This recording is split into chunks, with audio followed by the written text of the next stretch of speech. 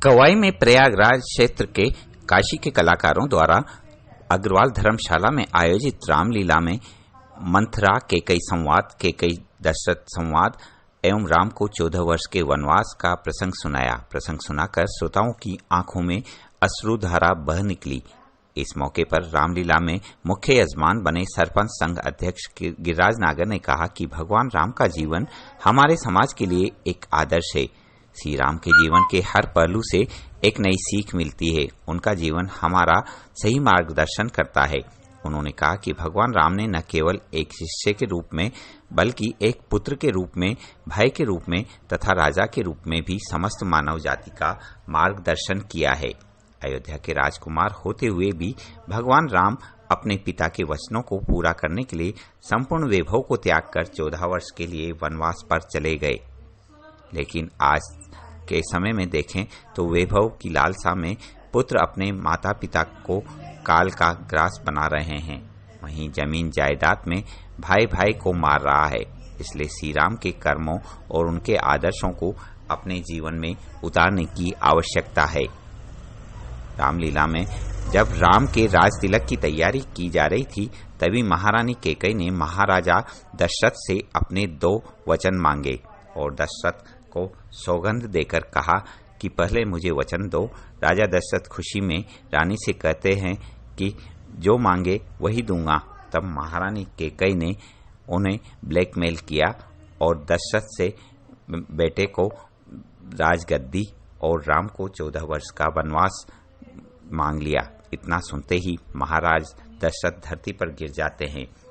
ऐसी हृदय विदारक प्रसंग को देखते हुए यहाँ कवाई स्थित सभी श्रद्धालु एवं दर्शकगण भाव विभोर होकर अश्रुधारा बहाने लगते हैं।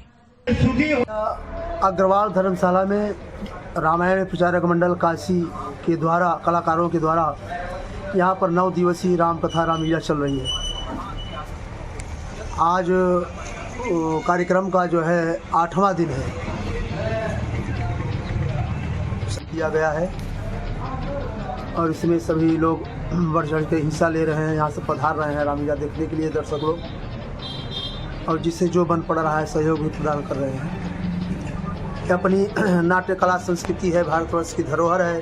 ये किसी प्रकार से जीवित रहे, लुप्त न होने पावे, एक छोटा सा प्रयास है रामायण प्रचारक मंडल काशी के पंडित महंत कमलेश जी पांडे जी के द्वारा छोटा सा प्रयास है। गाँव में अग्रवाल धर्मशाला में काशी से पधारे हुए 25 कलाकारों द्वारा रामलीला का मंचन किया जा रहा है। ये कार्य गांव वालों के सहयोग से जितना जिससे बनता है वो दे रहे हैं। ये कार्यक्रम किया जा रहा है जिससे भारतीय संस्कृति को कायम रखने में इसमें बहुत कामयाबी हुई है। और मोबाइल से और से कई सीख पर प्रत्यक्ष में रामायण जो रामलीला से सीखते हैं।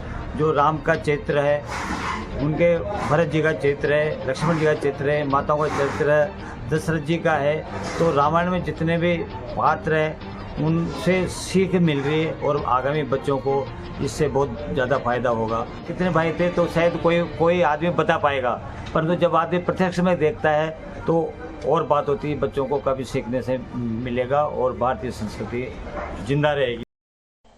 रामलीला मंचन दौरान जब भगवान मर्यादा पुरुषोत्तम श्री राम वनवास को जाने लगते हैं तो उनके साथ सीता व लक्ष्मण भी तैयार हो जाते हैं। श्री राम के वन जाने की बात सुनकर पूरा अवध रो पड़ता है। माता कौशल्या अवधपुरी की नारी, जहां तक कि पशु पक्षी वहां की वनस्पति भी मुरझा जाती है। राम का इतना प्रेम अब अवधपुरी के प्रति था। आयोजित रामलीला में भाजपा नेता सत्यनारायण मित्तल, मुख्य यजमान गिरिराज नागर, भामाशाह सुरेंद्र मंगल, वीरेंद्र भार्गव, आशीष शर्मा, रामेश्वर मंगल, पत्रकार धनराज पोटर समेत कई बुद्धिजीवी एवं गणमान्य लोग मौजूद रहे।